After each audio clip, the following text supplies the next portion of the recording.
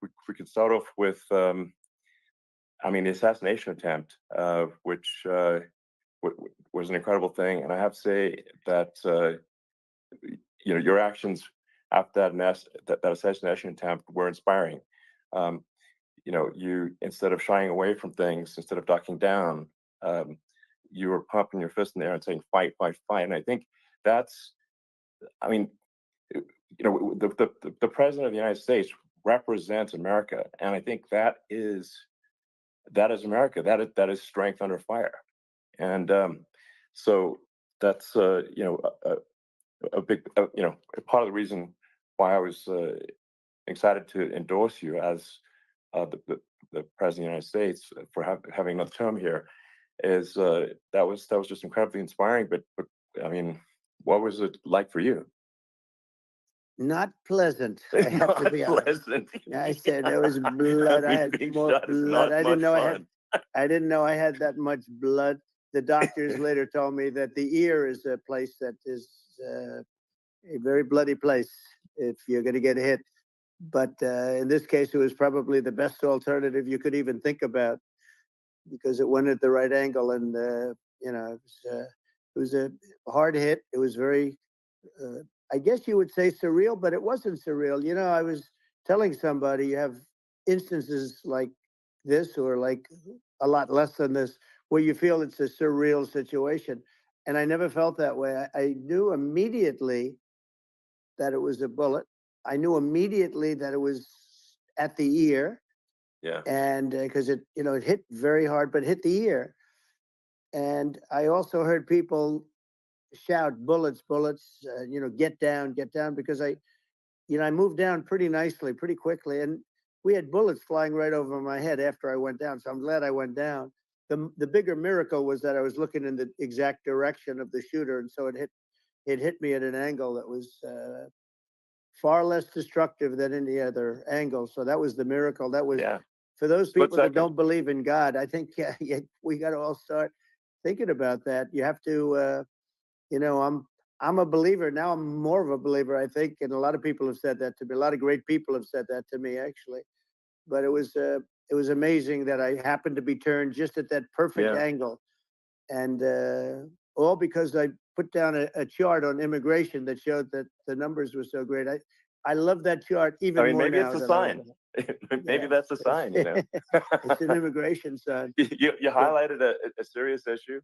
And at that moment, the bullet missed your, hit your ear, but missed your head. The amazing thing is that the sign, I said, bring down that sign on immigration. And it was literally about an eighth of a second where it would be good. And after that, it was going to be a disaster, no matter which way you were facing.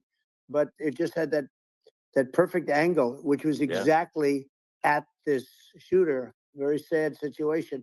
Such a sad situation. As you know, we lost somebody that was great, Corey, who a firefighter, a great gentleman, a great trumper. He was just a fantastic family and a fantastic man. And a friend of mine came up, Elon, and said, I'd like to give the family some kind of help. And I said, that's great. He said, do you mind? I said, I don't mind at all. And he wrote out a check for $1 million, gave it to the wife. And, she said, this is really nice, but I'd rather have my husband back, which is a nice thing for somebody to say, to be honest. She's great. The family is great. And we raised a lot of money for them and for two other gentlemen are unbelievable people also. They were hit really badly. They thought they were not going to make it, and they did. The doctors in the Butler area, I tell you, they were incredible. They saved the two, and they were really hit tough, both of them, equally. And we thought, my first question was, because I heard bullets flying over me, and I said, how many people were killed? Because we had a massive crowd there, a tremendous thousands and thousands of people, and there was no land. It was all people. So I said, how many people have been killed? Because I knew there were other shots being fired. And they said, we don't know yet, but some people have been badly hurt. And I have to give the Secret Service sniper, they call him, or sharpshooter, but sniper, because he didn't know there was a problem. He's an extraordinary shot. obviously, and he didn't know there was a problem. And he was Yeah. able to pick it all out within 5 seconds. And he used one bullet from very far away, I guess probably about 400 yards. The shooter was 130, but he was on the Yeah. he was on the opposite side of the field and the podium, and he saw the smoke and the flame from the gun, immediately recognized it, and immediately took a shot. And it was one perfect shot from very far away. And if he didn't do Yeah. that, Elon, he would have. I mean, if he would have, a lot of people, a lot more people could have been Sure. badly hurt and killed. So Yeah. I have to Absolutely. take my hat off to him, because that's also a surreal. You know, he's been with them for 23 years, and Yeah. he's never had anything like this. And all of a sudden, he has to act, and it's a very tough thing to Sure. act and to be shooting somebody. But he saw the gun, saw the smoke, saw the flame from the gun, very far away. I obviously has very good eyes. He's got very good vision, which I assume you have Yeah. to have in that particular work. But he took Absolutely. aim very quickly, and they say it was approximately 5 seconds from long range, Yeah. one bullet. If that didn't happen, because Yeah. the shooter had a lot of bullets, he had a lot of cartridges up Sure. there with him, so Well, could have been very. I mean, that's clearly, he was very competent in taking that shot to stop the attempted assassination. But I mean, there does seem to be, I mean, some pretty significant failings elsewhere in the system. Like, there's just no way that, like, how on earth does a shooter get on a roof 130 yards away? That seems crazy. I think most people people are wondering how on earth could such a thing happen? Well, I view it as two ways. There should have been nobody on the roof. There were people, Yeah. because there were so many tens of thousands of people there. There were people that were seeing him, and there was one woman with a red shirt and Right. Trump all over I it, saw and the video. she's screaming, "That guy's got a gun!" You saw it probably. Yeah, yeah, There's yeah. a No, I guy saw up the there videos. with a I gun. mean, it's like I guess, I mean, for my part, and I think probably many members of the public are wondering how the heck are, you know, basically people wondering by pointing out there's a guy on the roof with a gun. Yeah. And they're seeing it, but somehow it's not being addressed. That does seem Yeah, crazy. well, they're going to learn from this. The communication between the local police, who sort of had an idea, and then ultimately a man lifted himself up to the roof, could barely do it because he was pulling himself up, and Yeah, he saw the man with the gun. The man with the gun pointed the gun at him. He thought he was probably going to get shot, but he was like pulling himself up, and because of that, he couldn't get to his gun, and he fell down. Actually, very badly hurt his leg, his ankle. I hear very badly, okay. but he fell down, and he did. From what I understand, he did say there's a guy up there with a gun, and the shooting started very quickly after that. I think it forced the shooter to go maybe quicker. He was supposed to be a very good shot. Yeah, My sons, Don and Eric, they can't believe what happened, but they said from 130 yards, a bad shot would hit that target almost every time. They said it's like in golf, yeah, sinking a 2-foot putt. yeah. It's not a tough No, shot. it's not a long shot. The Secret Service person had the long shot. He had triple the Yeah, distance actually. So it was a terrible thing. Look, uh, it's hard. I have to say this about the Secret Service. When I went down, and I went down based on, I think, they're screaming, but other people also, because people saw this happen. You had so many people. One of the miracles was that nobody ran. I mean, if a gun goes off, the crowd yeah, control people showed us this. When guns go off, and it does happen in stadiums, at a soccer match or some kind of a match, everybody flees. They call it a stampede, like cattle. But everybody, and a lot of yeah. people get killed with those stampedes. We had Sure. more people than you'd have at some of these matches, or these games, and nobody left. You had a small group behind us in the grandstand, and that was full. And you look at it as it was taking place, and normally they'd be running. They didn't leave. They saw that I was hurt. They saw a lot of blood, and they saw that I went down, and it's almost like they wanted to be with me. Well, out front, you had thousands, tens of thousands of people. As far as the eye could see, you had people in Butler, as far as the eye could see, and Yeah. and a lot of press too. There was, many cameras on watching this. It's what makes it so different, because normally things happen that aren't good, but you never have a picture of it. Here we have all these cameras shooting it.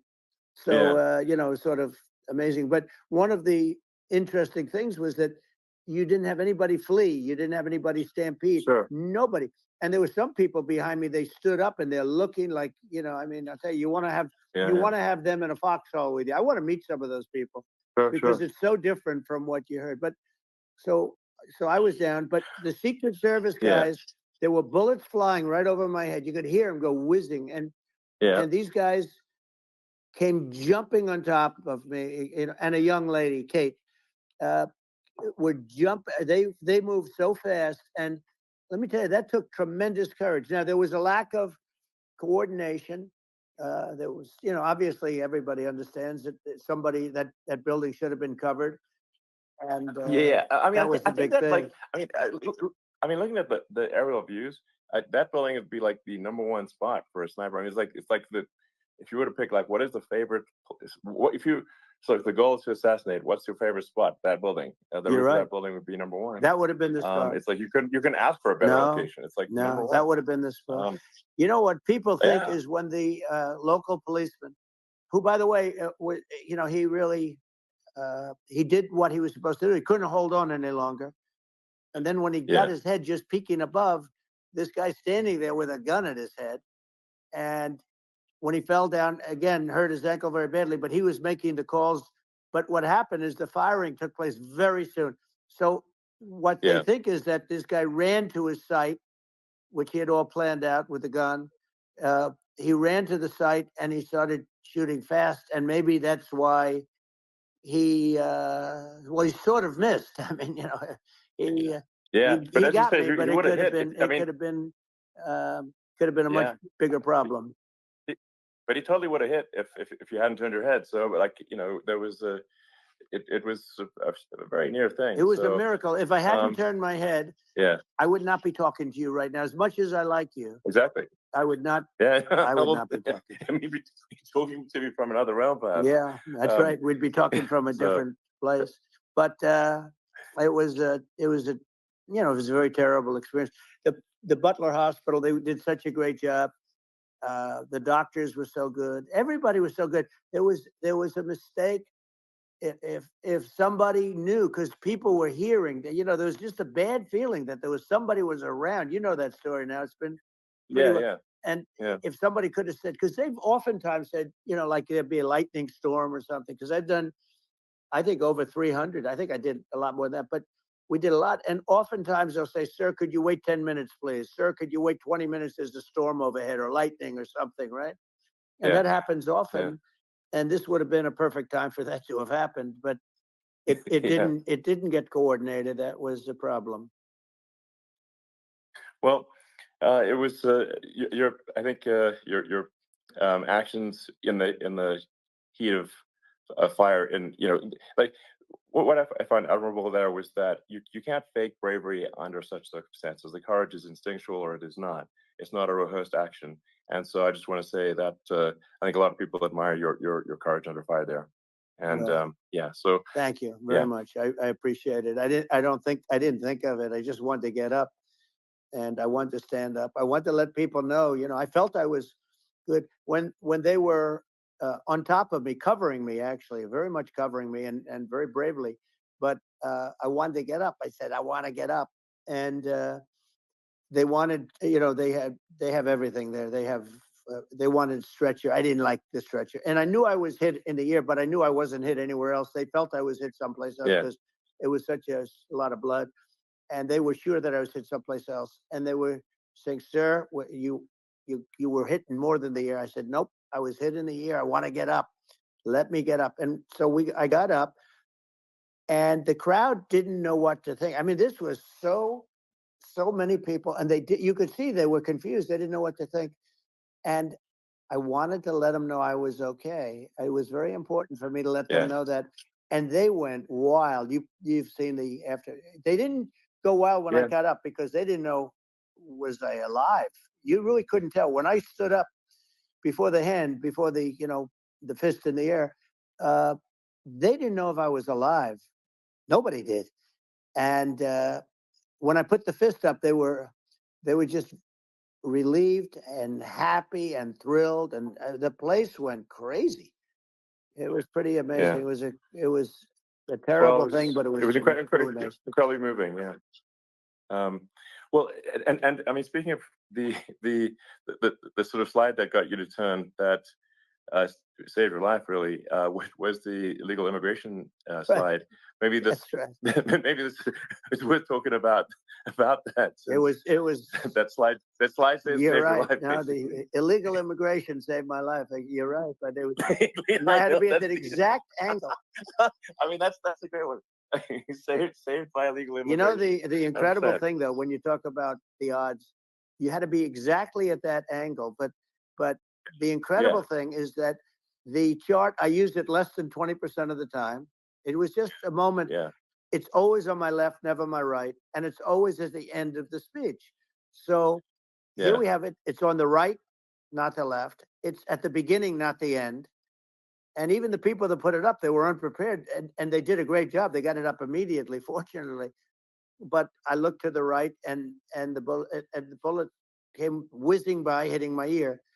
So it was amazing. But when you think of the odds of that, and you know that normally you wouldn't use it. Normally I wouldn't have the thing, and then it would have been a very different story.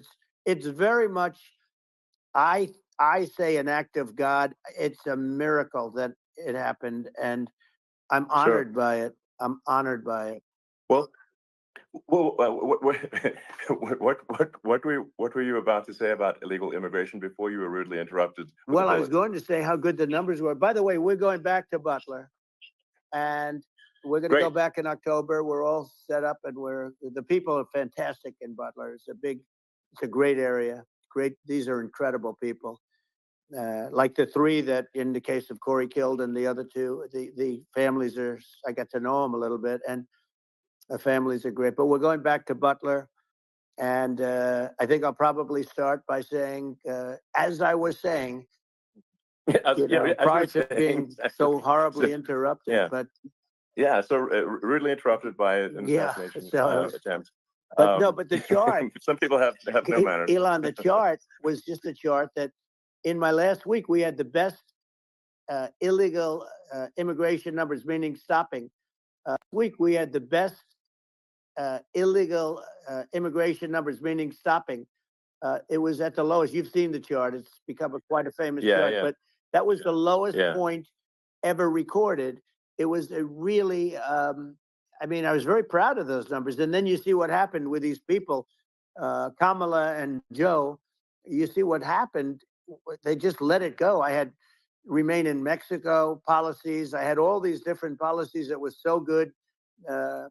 Guys like Tom Holman and Brandon Judd from Border Patrol. These are all people that they've been on television. They said it's the best numbers we've ever had. We had so many different checks, catch and release in Mexico, not the United. We had catch and release in the United States. We had it in Mexico. We had so many things. We had things where many people come in there, they have contagious diseases. We had everything passed. If you have a contagious disease, I'm sorry, but we cannot allow you into the country. So we were setting literally records, and all I was doing is showing that, and I use it sometimes. And in this case, I'm glad I used it. I can tell you that. But they were fantastic numbers. But I'm going to sleep with that chart always. I'll be sleeping with that chart. That chart was very important for a lot of reasons. Well, I mean, would it be accurate to say that you're supportive of legal immigration, but we also need to shut down illegal immigration, and especially unvetted illegal immigration, because that's not the same as saying that everyone who's an illegal immigrant is bad. In fact, I think most people who are illegal immigrants are actually good, but you can't tell the difference unless there's a solid vetting of who comes across the border. Does that does that actually 100%. represent your position? I say it Okay. very simply. They have to come in legally. They have to be checked. Yeah. Because look, Kamala was the border czar. Now she's denying it. Everything that I do, she's Yeah. saying she was strong on the border. We're going to be strong. Well, she doesn't have to say it. She could close it up right now. They could do things right now. It's horrible.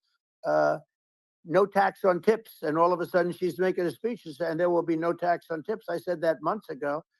And by the way, they had just the opposite. You know, they had not only tax on tips, but they hired 88,000 IRS agents, and many of them were assigned to go get waitresses and caddies and all of this on tips. They have a policy. They had a policy that they were really going to go after you and were really harassing people horribly.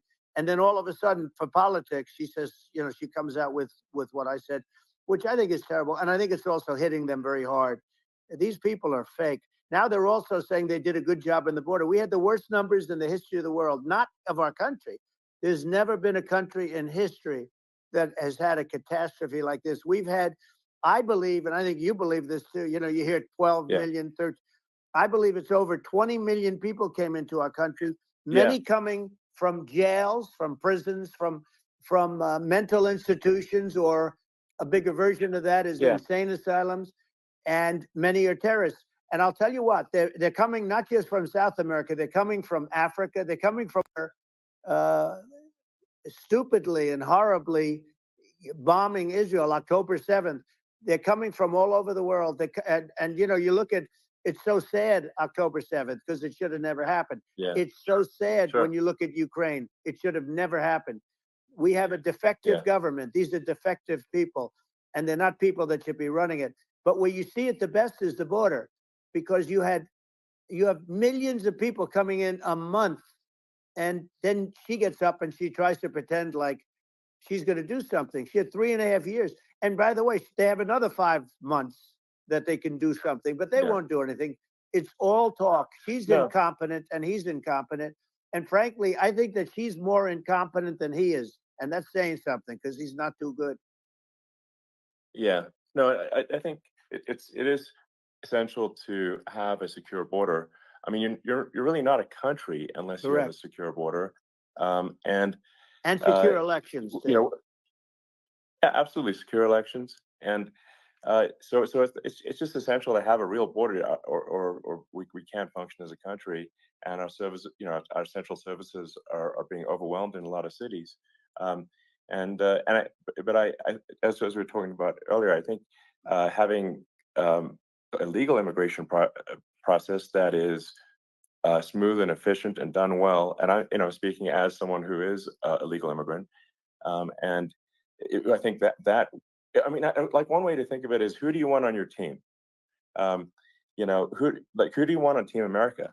And I think we want to just say, okay, we want to let in people who are gonna, you know, be great contributors to our society and to our economy, and you know, and who do you want on the team? And it's not to say that, like, in my opinion, actually, I'd say, like, probably most of the illegal immigrants actually are actually good, hardworking people. That's my opinion. But some are not, and you just have this sort of adverse selection process where, you know, if somebody's you know, if somebody's like a, you know, uh, has a career in theft or robbery, I don't understand what's taken them so long to get here, because we're such a target-rich environment. I mean, you know, why aren't more people who have a career in, you know, bad things coming here sooner? Because I mean, it's a piece of cake to go rob, you know, houses in LA or New York, compared to other parts of the world. And in a lot of places in America, if you try to stop the person who's robbing you, you'll be arrested. So it's right. I mean, what's happening with crime, and our police are so good, but they're not allowed to do their job. But I have to tell you, Elon, I hate to say, because it's such a downer to say it. I hate to say it. I hate it. But you have a lot of people that just shouldn't be. I think it's a much bigger number than you think. They're allowing, again, they're allowing people from their jails. And if you were running one of these countries where they're coming from, you would have had all of them. As an example, Venezuela, their crime is down 72%. They're taking their drug dealers. They're taking, frankly, their prisoners. They're emptying out their prisons. They're taking their criminals, their murderers, their rapists, and they're delivering them into. But that's what Castro did. Yeah, well, he did on a much smaller scale. Yeah. It was a much smaller scale. But this is a massive scale because this is being done worldwide. But here's what's happening: crime all over the world is down. And wait till you see the numbers that we have. This is migrant crime. This is crime that's going to be. Yeah. And I saw it today in New York where somebody was knifed, where they raped the girlfriend of a man that stood there watching in New York in one of the shelters, and started pulling out the knives, and bad things happened today. But this is happening every day. These are rough people. These are people that are in jail for murder and all sorts of things. And they're releasing them into our country. And they're telling them, if you come back, we're going to kill you. We're going to give you the death penalty or kill you. So they don't want to come back. But these are rough people. Yeah. These are criminals that make our criminals look like nice people. And it's horrible what they're doing. And she's in charge of it because, now she's trying to say she had nothing to do with it. And she's such a liar because she was called the border czar the first day, and it was on the headlines of every newspaper. She's the border czar, and she never even went there. She went to one location which had nothing to do with where the problem is. She went in and out, I guess, because she was getting a lot of pressure, but had nothing to do with the problem is. But she was the border czar, and people can't allow them to get away with their disinformation campaign. Now she's trying to say that she wasn't really involved, and the whole thing is horrible. She was totally in charge. She could have shut the border down without him. He didn't know what he was doing anyway, so he wouldn't have even known what happened. You could shut the border down. He wouldn't even know the difference.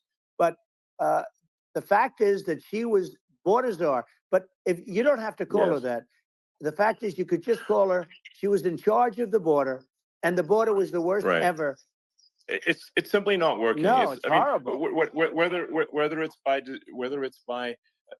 it's a question of intention or competence, either way, we don't have a secure border, and we have people streaming over like it looks like a World War Z zombie apocalypse at times. And sometimes you got to sort of wonder, like, is it real or not? So because you see things, you're like, is it real?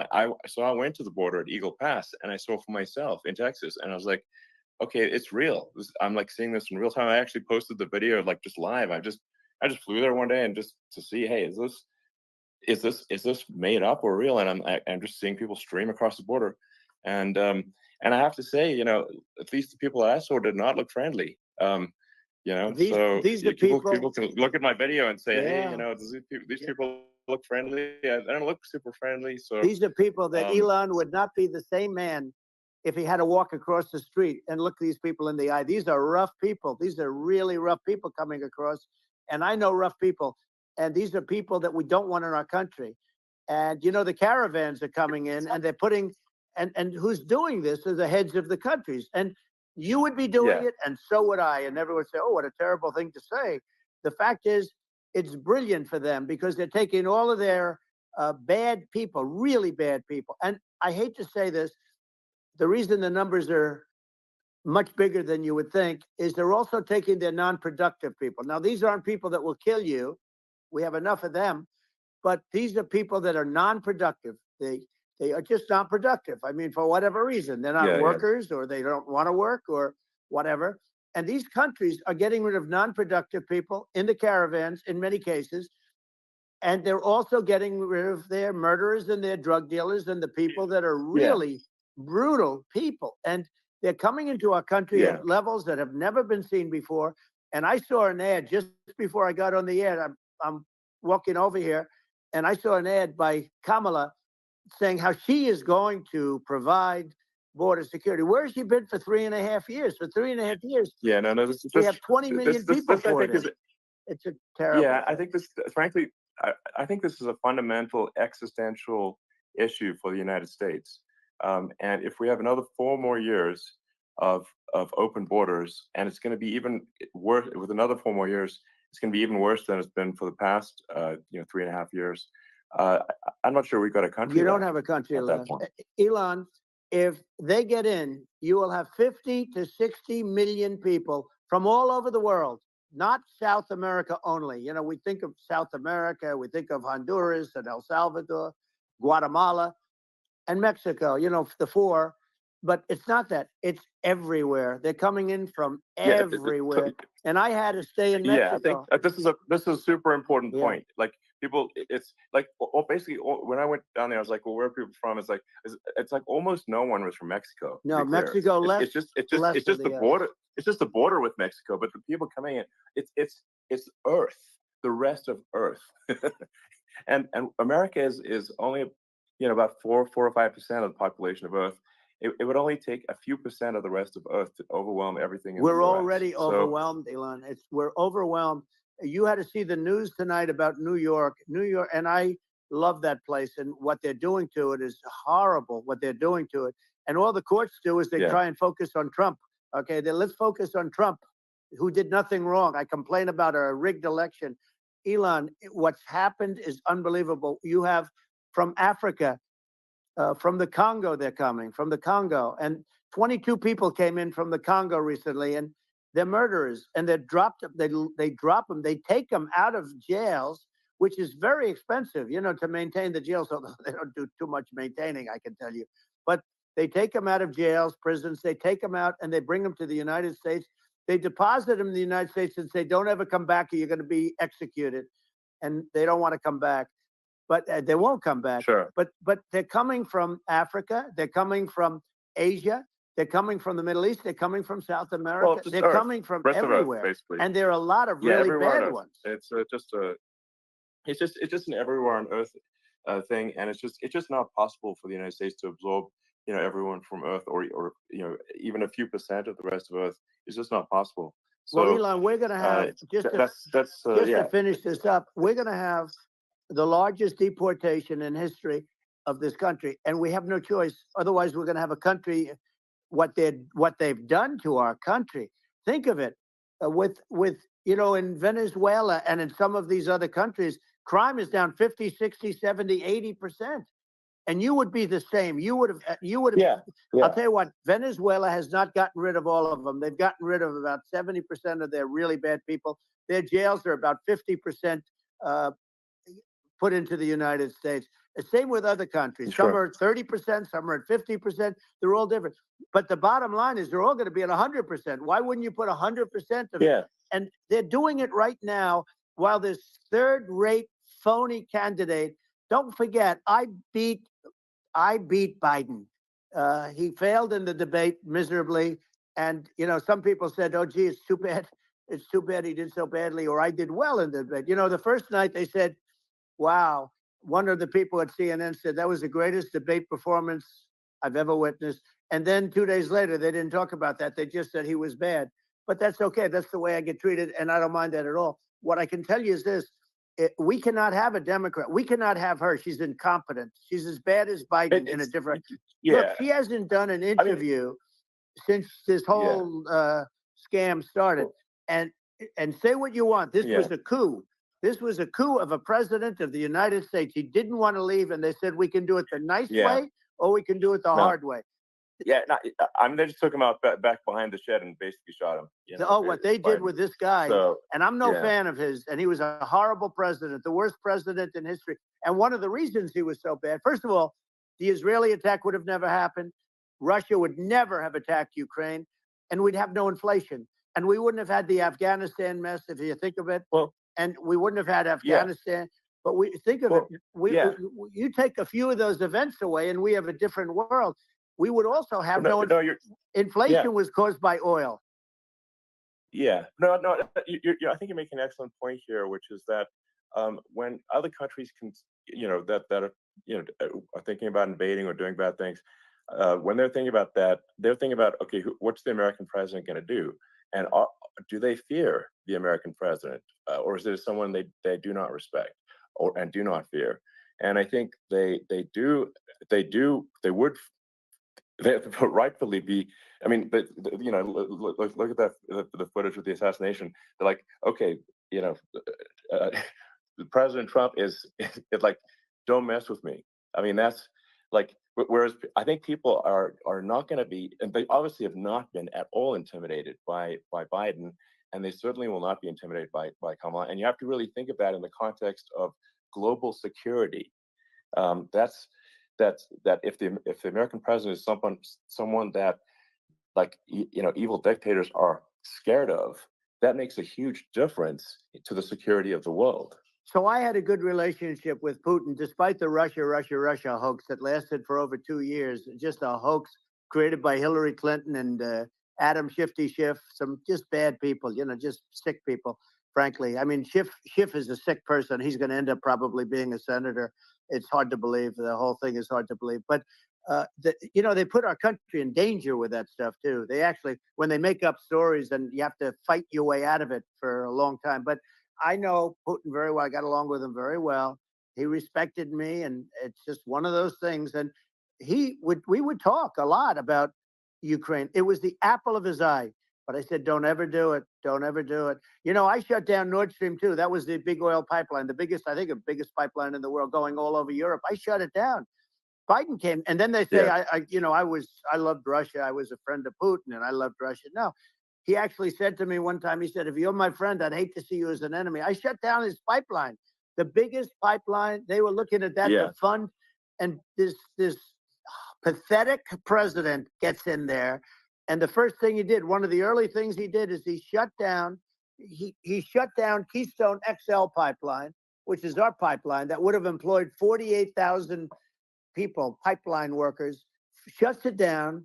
That was, a massive job that Obama refused to allow. Yeah. I allowed it in my first week because it was jobs and it moved oil. And by the way, in a much more environmentally friendly way. It's underground. It's not a truck that catches on fire or a train that catches on fire. But think of it. He shut down the XL pipeline, the Keystone XL pipeline. Yeah. He shuts that down, and he approves the Russian pipeline. Yeah, it doesn't make any sense. It's inconsistent. Certainly, but I mean, I think it's just worth emphasizing, to listeners, the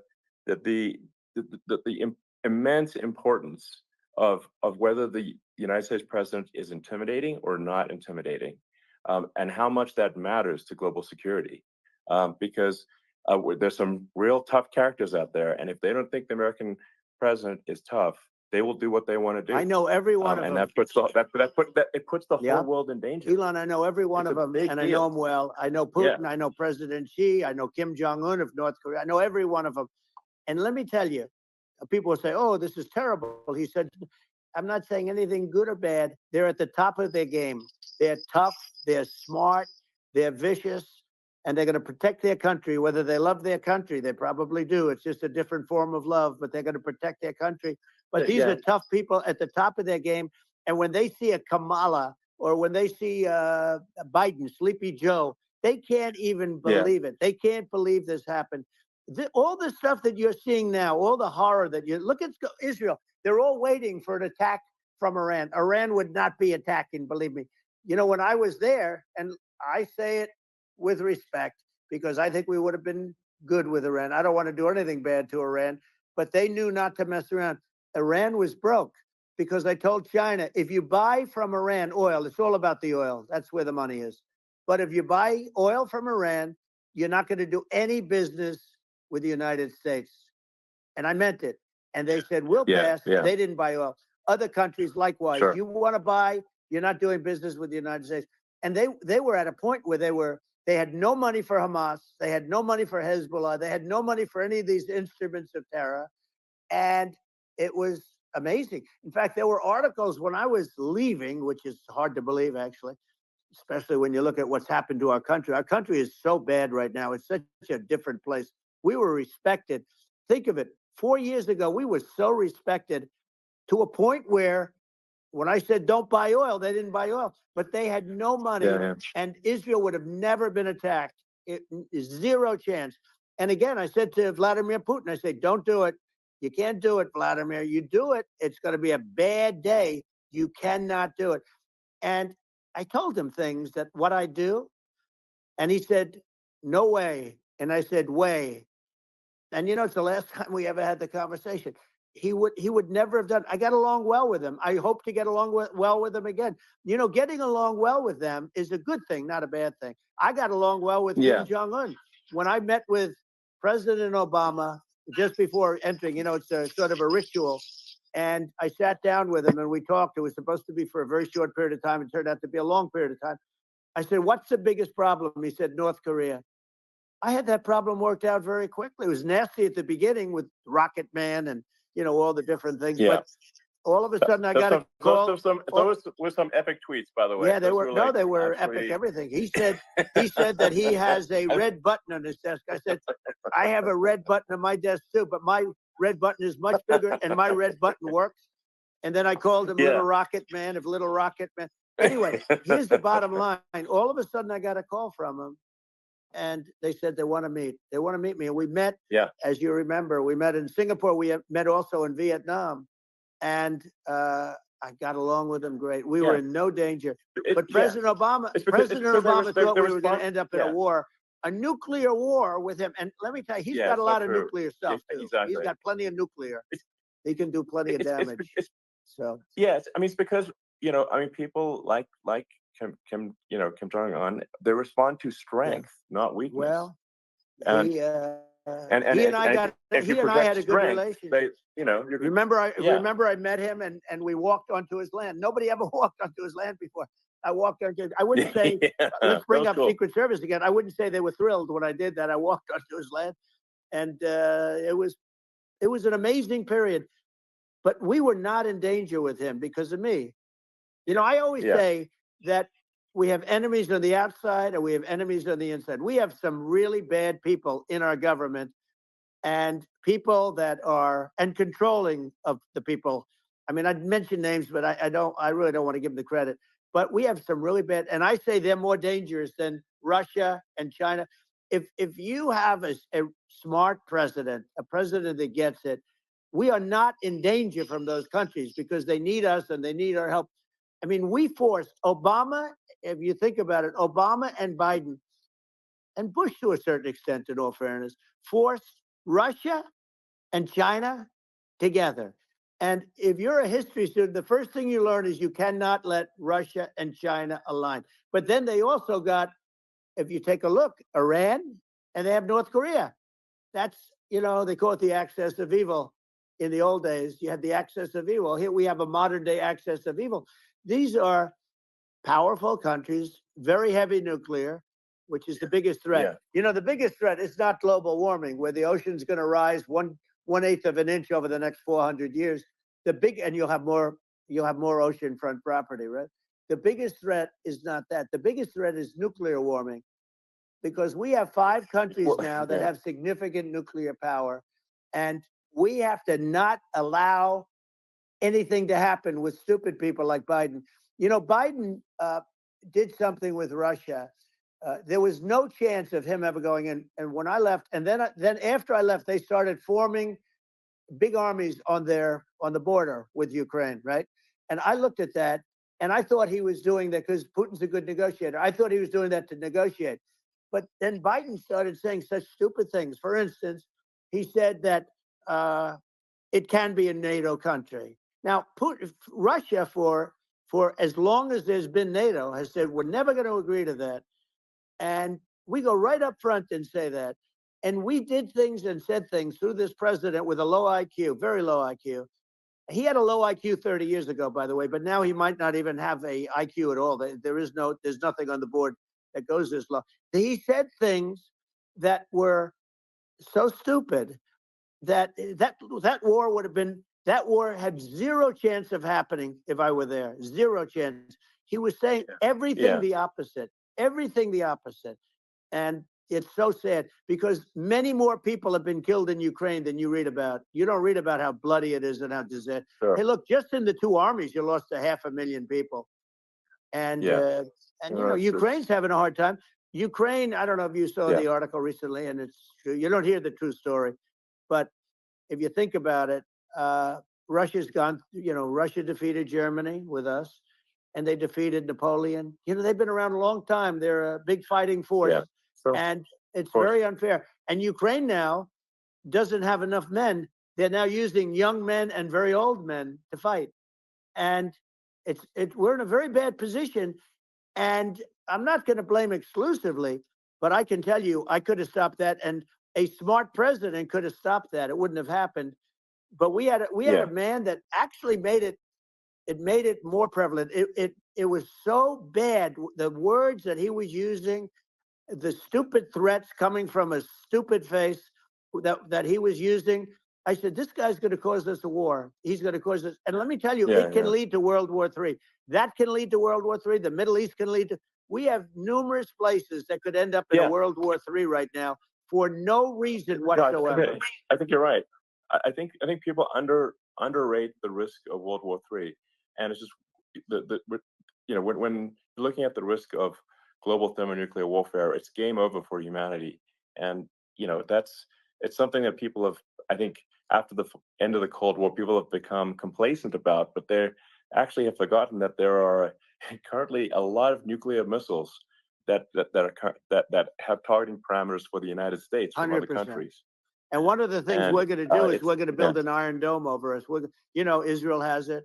We're going to have the best Iron Dome in the world. We need it, and we're going to make it all in the United States. But we're going to have protection, because it just takes one maniac to start something. We're going to have protection, and we're going to have. Why shouldn't we have an Iron Dome? Israel has one. Some other places have one that nobody even knows about, frankly. But Israel has it. We're going to have an Iron Dome. But with all of that being said, to me that's so important, the most important. But with all of that being said, the election's coming up, and the people want to hear about the economy and the fact that they can't buy groceries because they don't have enough money to buy groceries. The inflation has killed them. Food prices are up 50, 60, even 100% in some cases. And this stupid administration allowed this to happen, and it's a shame.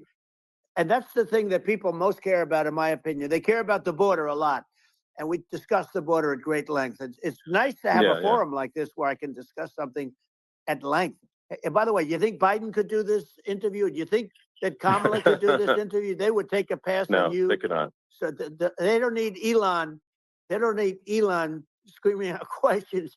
It's pretty sad when you think that somebody that does this for a living can't answer a question or is afraid to do an interview.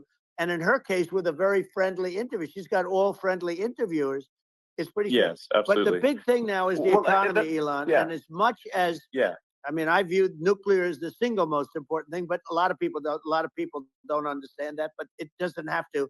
If I understand it, that's all you need. Because if I was president, you're not going to have that kind of a problem. But the thing that they really is making them angry is what Kamala and Biden have allowed to happen to the economy. It's a disaster with inflation. The inflation, it doesn't matter what you make. The inflation has eaten you alive. If you're a worker or if you're just a middle income person, you can't afford. 4 years ago, 5 years ago, people were saving a lot of money. Today, they're using all their money and borrowing money just to live. It's a horrible thing that's happening. And we'll end that quickly. Well, I think a lot of people just don't understand where inflation comes from. Inflation comes from government overspending, because the checks never bounce when it's written by the government. So if the government spends far more than it brings in, that increases the money supply. And if the money supply increases faster than the rate of goods and services, that's inflation. So really, we need to have we need to reduce our government spending. And we need to re-examine. I think we need like a government efficiency commission to say, like, hey, where are we spending money that's sensible? Where is it not sensible? And we need to live within our means. We're currently adding, I think, $1 trillion to the deficit roughly every 100 days. That's right. And the interest payments on the national debt have now exceeded the defense budget. It's on the order of $1 trillion. It's interest, and it keeps growing. I rebuilt our military, largely rebuilt our military. Did a great job on it, which was so important. We had jets, we had fighters that were, and bombers that were 70 years old, and we did a great job in that. Then we gave 85 billion of it back to Afghanistan, if you can believe it. We gave them 85 billion. They're one of the largest sellers of military equipment in the world. They're selling what we gave them. That was one of the most embarrassing days in the history of our country. But if you think about, let's go back to the economy. We have to bring energy Yeah. prices down. Energy started at the price of gasoline. Now your cars don't require too much gasoline, so you have a good, and you do make a great product. I have to say, I have to be honest with you. Thank That you. doesn't mean everybody should have an electric car, but these are minor details. But your product is incredible. But the Thank you. gasoline, Elon, is the cost of energy. Not only gasoline, it's the cost of heating your house and cooling your house. That has Sure. to come down. It's gone up 100%, 150, and 200%, and that has to come down. When that comes down, and we're going to Yeah. drill, baby, drill. They stopped drilling, and then they went back to drilling because they went back to the Trump policy. But if they won the day after they get into office, this country will go out of business because they're going to go to an energy policy that's not sustainable. Wind and different things. You're not going to have anything. Yeah. And I know you're a big fan of the AI, and I have to say Yeah. that AI, and this is shocking to me, but AI requires twice the energy that the country already produces for everything. So you're going to have to build. We're going to have to build a lot of energy if our country will be competitive with China, because that's our primary competitor for this on the AI. You're Sure. going to need a lot of Well, I mean, electricity. You're going to need tremendous yeah. electricity, like almost double what we produce now for the whole country, if you can believe it. Sure. Well, just going, back to this, like this basic thing, which that people try to make it sound complicated, but it's not. But inflation is caused by government Right. overspending. Would you agree that we need to take a look at government Yes. spending and have perhaps a government efficiency commission that just tries to make the spending sensible, and so the country lives within its means, just like a The person does? waste is incredible, and nobody negotiates prices. You used to have a lot of people making jets, and you end up with two companies, and they'll probably try and merge at some point. I mean, I went through it like Air Force, just a thing like Air Force One. One of the first documents they asked me to sign, a general I said, "Sir, would you please sign this document?" And what is it? Air Force One. That's with Boeing, which is basically two planes, two 747s. And the price was Yeah. $5.7 billion for two planes. Now, Wow. now they're highly sophisticated. That's insane. They're even nicer than your plane, okay? But much more sophisticated. They're very, I won't say what's on it, but they got a lot of stuff on it. Anyway, but it's 5.7. That's a crazy It's number. a crazy number, but I said, I'm not going to pay 5.7. I'm not going to do it. I said, who made the deal? Obama and his people. I said, well, then I know the deal's no good. I'm not going to do it. And over a course of about 4 weeks, by my saying I'm not going to do it, I got the price reduced by $1.6 billion for the exact same plane, other than we had a nicer paint job, if you want to know the truth. But for the exact same plane, I saved one. And I said to Boeing, man, you guys must make a lot of money if you can reduce the price by that. But now what I do hear is that they're going back to the Biden administration and wanting big cost overruns, because they see these dopey suckers in there, and they'll end up getting some of the money back. But I shaved it by $1.6 billion for the exact same plane. And you can now take that and multiply that out times thousands of other items. Multiply it by a the zillion, numbers are and astronomical. I agree with you. Well, I mean, I think it would be great to just have a government efficiency commission that takes a look at these things and just ensures that the taxpayer money, the taxpayers' hard-earned money, is spent in a good way.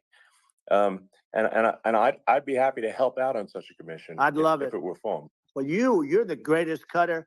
I mean, I look at what you do. You walk in and you just say, you want to quit? They go on strike. I won't mention the name of the company, but they go on strike, and you say, that's okay. You're all gone. You're all gone. So every one of you is gone, and you are the greatest. You would be very good. Oh, you would love it. But, if you look at Argentina. Well, I'd be happy to help by the way, out. congratulations. Yeah. I just looked at the number of people that are listening to you and I chat. We'll call it a chat. But congratulations. This is very good.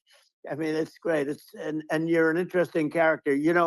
The new head of a place called Argentina, and he's a big, he's great, and he's a big MAGA fan. You know that he ran on MAGA, and he took it to an extreme too. He ran on MAGA, and I hear he's doing really a terrific job.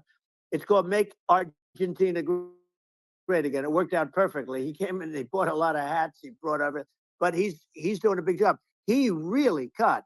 And I'm hearing Yeah. they're starting to do pretty well. Inflation's getting down. You know, they had like Yes, 2,000%. exactly. They had inflation like not normal inflation. They had the real deal. But we're going to Yeah. have that pretty soon. We have, I think we Yeah. have the worst inflation we've had in 100 years. They say it's 48 years. I don't believe it. I think we have the worst. They Yeah. don't include a lot of the items that should be included, you know. Yeah.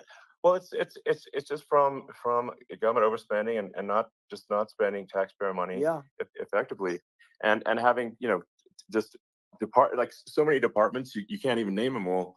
And what Milei is doing is, you know, he's cutting government spending. He's simplifying things. He's having, you know, putting in regulations that make sense. And we're Argentina overnight is experiencing a giant improvement That's right. in prosperity. But it's also a lesson for the United States, which is that um, Argentina used to be one of the most prosperous countries in the world. You know, Right. in the I think in the 30s, 40s, and because of bad government policy, it ruined the country. And if you take Venezuela, for example, Venezuela should be incredibly prosperous. They have, you know, phenomenal reserves of everything, oil, everything, and it should be prosperous. But if the government's wrong, it impoverishes the people. And so I think we should not be complacent in the United States in thinking that and taking our prosperity for granted, because if with bad government policy we can run the country into the ground, and that's just something people should bear in mind. Don't take prosperity for granted. Well, think of education. So we're ranked at the bottom of every list of the top 40. We're ranked number 40, number 38. Uh, Norway, Switzerland, Sweden, different countries are ranked good. Actually, China's pretty close to the top. They're a top 6 or 7. But we're ranked at the bottom, almost at the bottom, 38, 39, 40. In other words, horrible. And yet we spend more per pupil than any other country in the world. So we spend more. And what I'm going to do, one of the first acts, and this is where I need an Elon Musk. I need somebody that has a lot of strength and courage and smarts. I want to close up Department of Education, move education back to the states, where Yeah. where states like Iowa, where states like Idaho, you know, not every state will do great, because states that basically aren't doing good now. You look at Gavin Newsom, the governor of California. He's terrible. He does a terrible job. So he's not going to do great with education. But of the Yeah. 50, I would bet that 35 would do great, and 15 Yeah. of them, or 20 of them will be as good as Norway. You know, Norway is considered great. You can name them. I mean, they're so good. Some of Yeah. these countries are so good. But if you go into some of these really well-run states, you know, we have states that don't know what debt is. We have states that have low taxes, no debt, everybody working. You know, they're really well run. Sure. And maybe they have certain advantages in terms of location, in terms of, you know, the land or the sun, and the water and the whole thing. You know, there are a lot of advantages that some people have. But if you moved education back to the 50, you'll have some that won't do well, but they'll actually be forced to do better, because it'll be a pretty bad situation. Yeah. But if you think Well, about it, yeah. you'll have some Yeah, of yeah. these states. I'll bet you'd have 30, 35 states. It'll be much better. And you know what it'll cost? Less than Yeah. half what it is in Washington. And Yeah. these people don't care Well, about yeah. the students in these, you know, faraway states. And it'd Well, be unbelievable. yeah.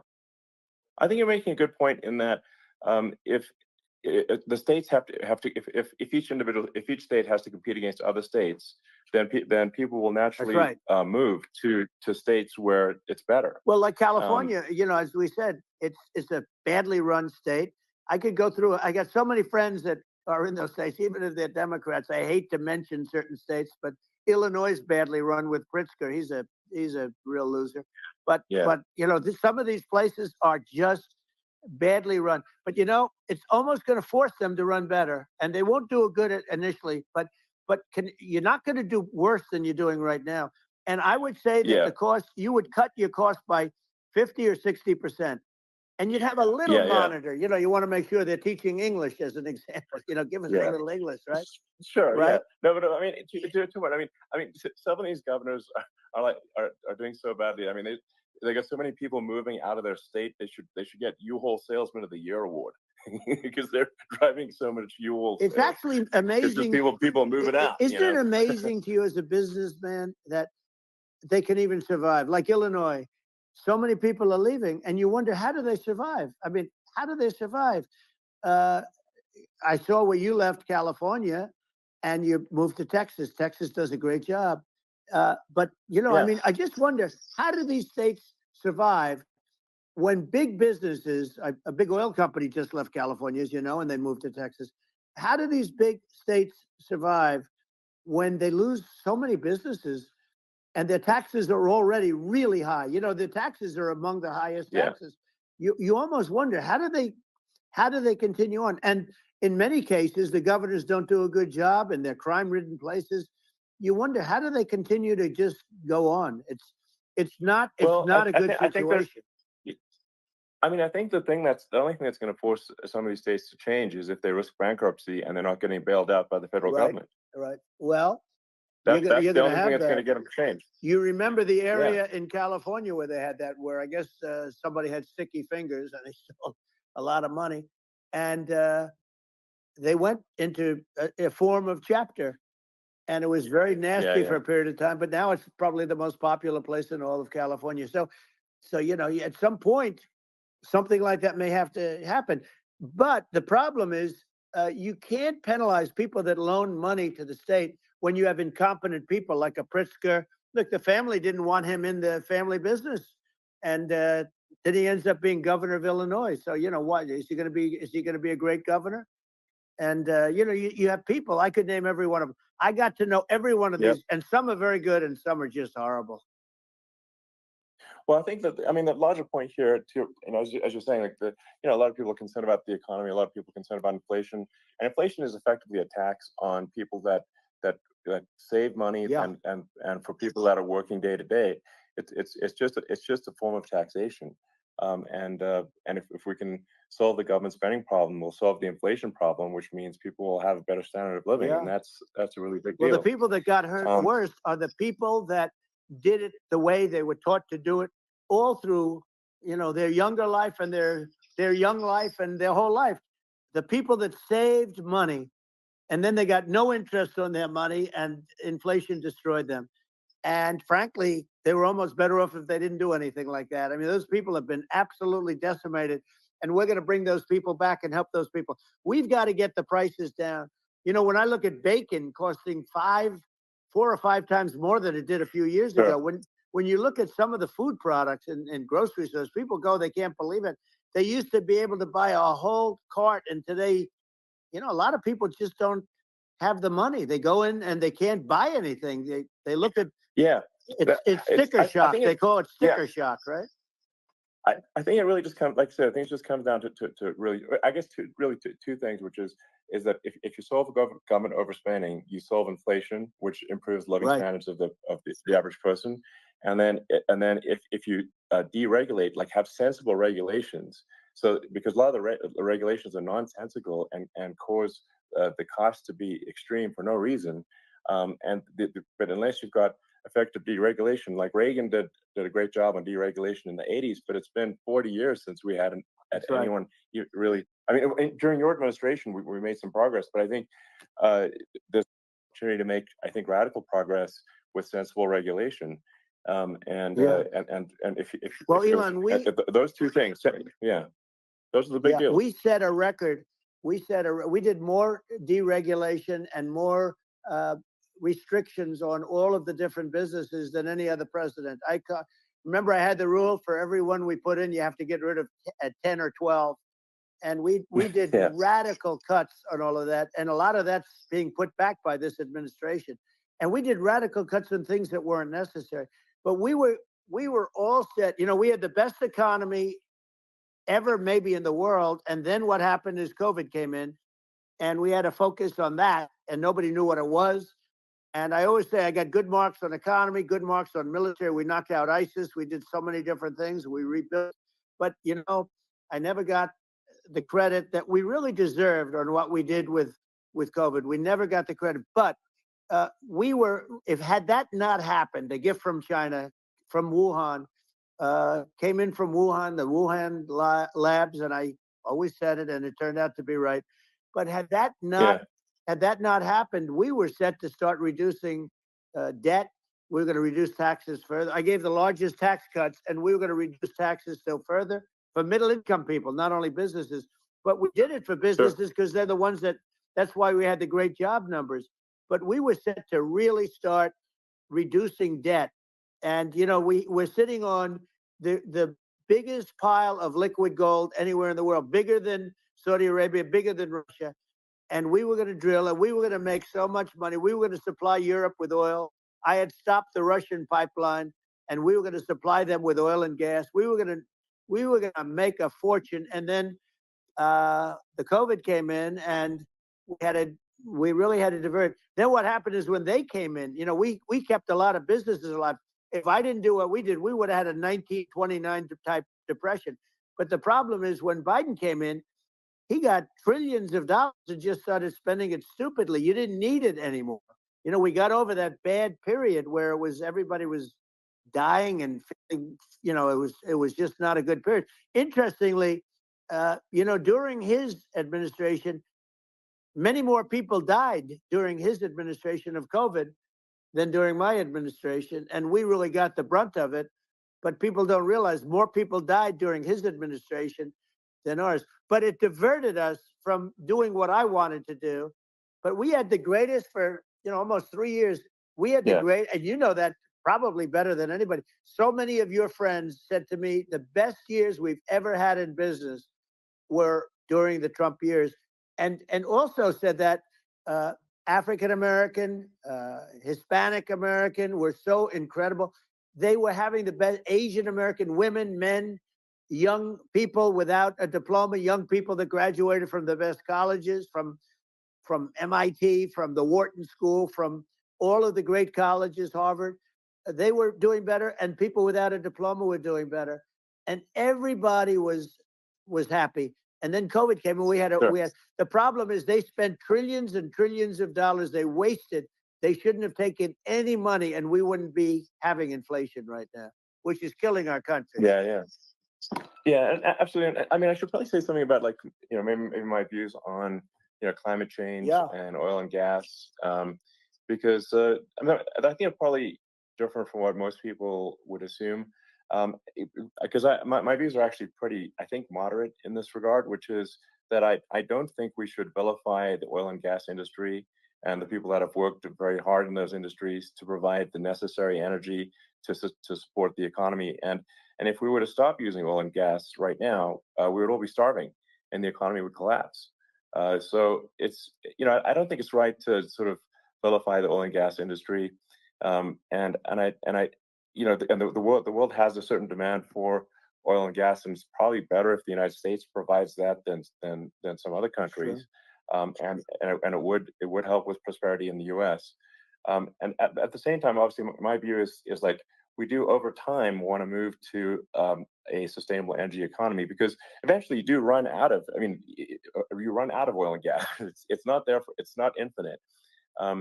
And there is some risk. I think the risk is not as high as you know, a lot of people say it is with respect to global warming. But I think if you just keep increasing the parts per million in the atmosphere long enough, eventually it actually simply gets uncomfortable to breathe. People don't realize this. If you go past 1,000 parts per million of CO2, you start getting headaches and nausea. And so we're now in the sort of 400 range. We're adding, I think, about roughly 2 parts per million per year. So I mean, it still gives us. So what it means is, like, we still have quite a bit of time, but so there's not like we don't need to rush, and we don't need to, like, you know, stop farmers from farming, or, you know, prevent people from having steaks, or basic stuff like that. Like you can leave the farmers alone. I agree. How crazy is that? Where I mean, you have farmers that are not allowed to farm anymore and have to get rid of their cattle, and the whole world is a little crazy. But it's largely taken its lead from us.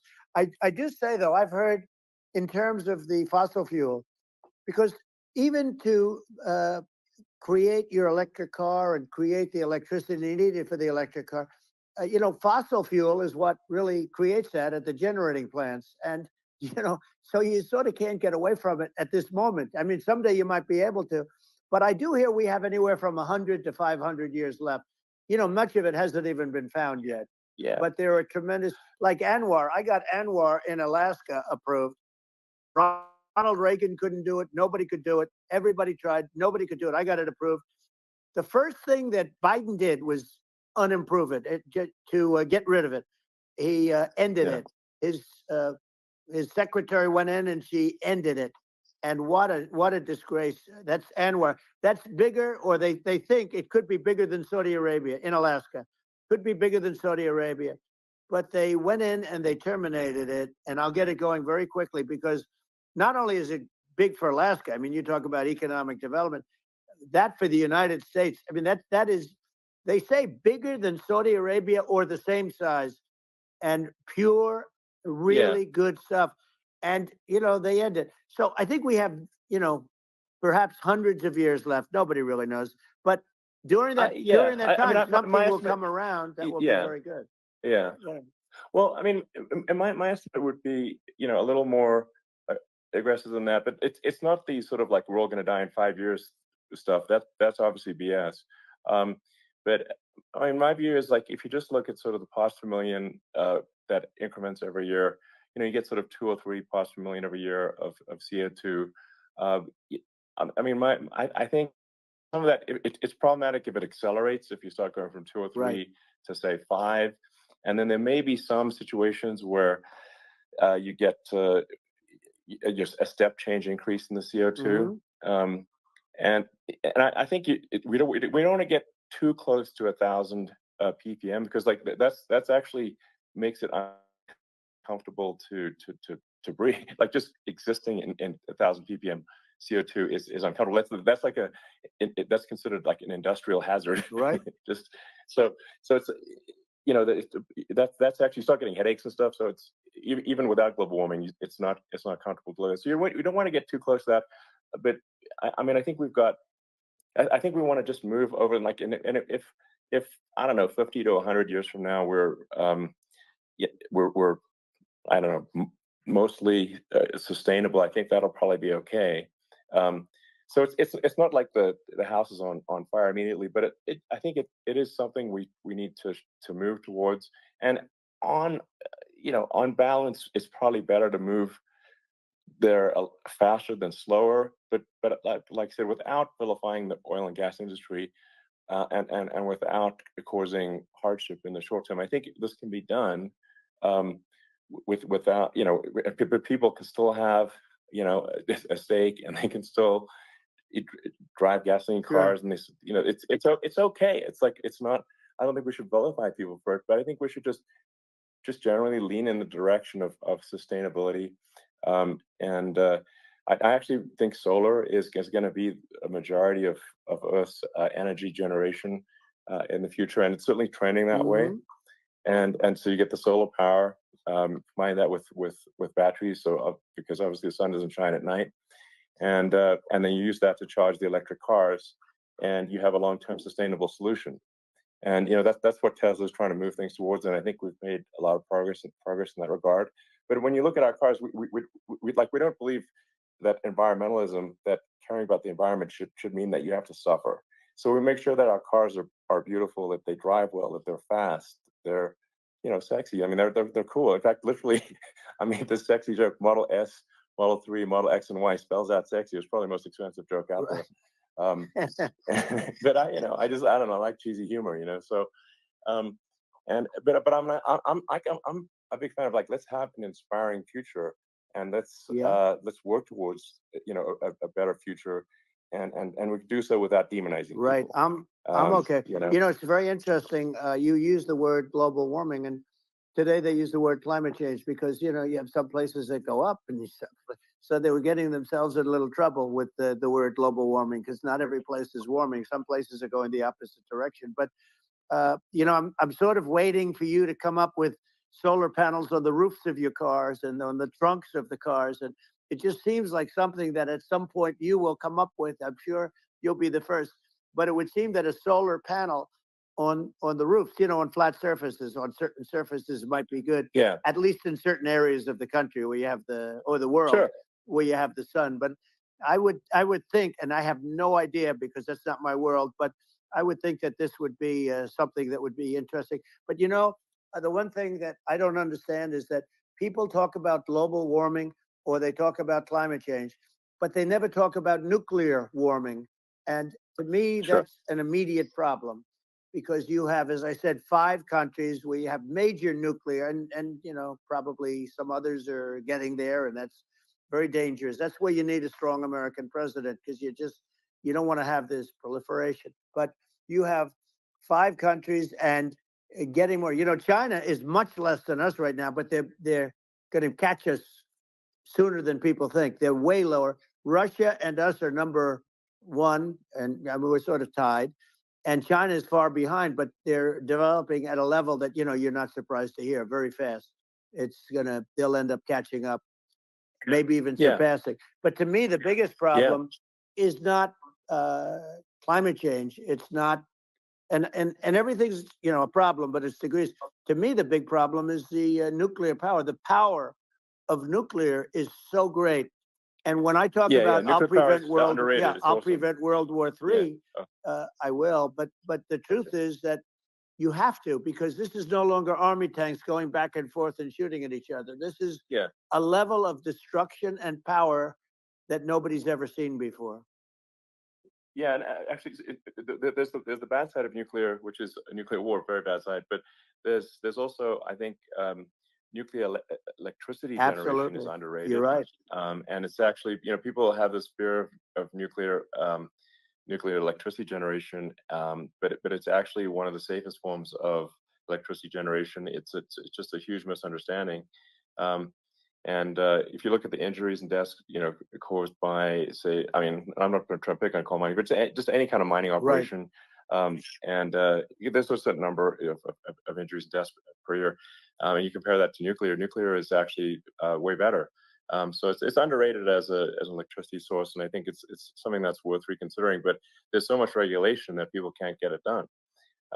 So that maybe they'll have to change the name. The name is it's a rough name. There are some areas like when you see what happened in bad branding. Right, we'll have to rebrand it. We'll have to give it a good name. We'll name it after you or something.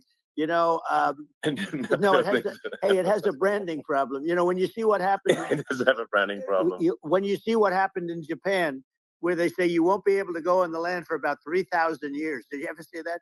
And in Russia, where they had the problem, where they, there's a lot of bad things happened, and they have a problem. And they say that in 2,000 years, people will start to occupy the land again. You realize it's pretty bad. No, that's not true. But you're right about it. It's amazing. It's actually not that bad. So like after Fukushima happened in Japan, like people were asking me in California, are we worried about like a nuclear cloud coming from Japan? I'm like, no, that's crazy. It's not even dangerous in Fukushima. I actually flew there and ate locally grown vegetables on TV to prove it. And I donated a solar water treatment, a solar powered system for a water treatment plant. And but you haven't been feeling so well lately, and I'm worried about it. No, but I mean, I'm only kidding. It's fine, It's like Hiroshima and Nagasaki were bombed, but now they're like full cities again. So it's really not something that That's right. So it's not as scary as people think, basically. But let's see. I mean, are there some other topics we should touch on? Like lawfare. I think we need to be concerned about what they've done to this country. Obviously. Yeah. Well, we just won the big case in Florida.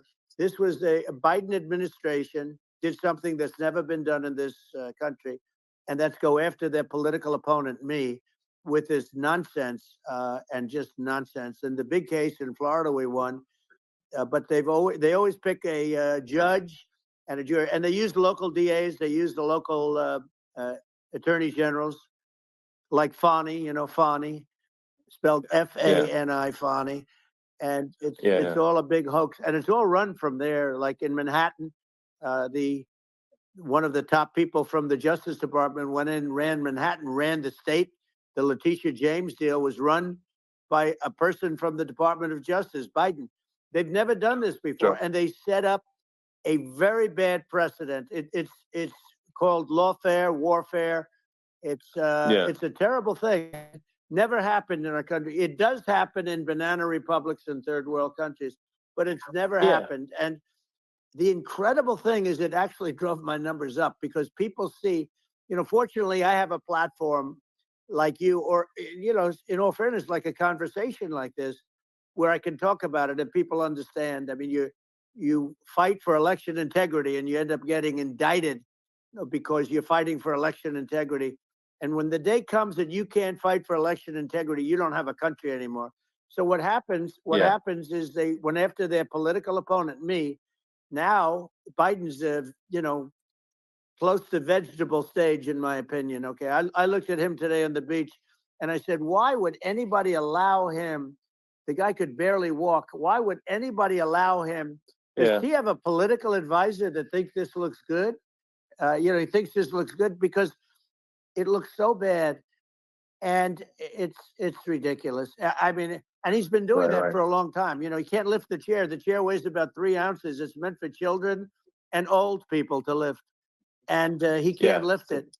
The whole thing is crazy. Well, he's clearly not, I mean, he's clearly like, we just don't have a president right You now. don't have a president, and she's going to be worse than him because she is a San Francisco liberal who destroyed San Francisco, and then as Attorney General, she destroyed California. You talk about location, and we're talking about the sun and the water and all. There's nothing better than California. She has destroyed that. She was the original DA. She was the original in San Francisco. She was the original Attorney General in California. What she has done to California is, well, you know better than I do. You just left California for a lot of those reasons. And what she's done with crime, with cashless bail, where you kill somebody. I mean, we have states now you kill somebody and they let you out right away. I mean, you don't have to even put up, and then they never find the people unless they kill again, and then they let them out again. Our country is becoming a very dangerous place. And she is a radical left San Francisco liberal.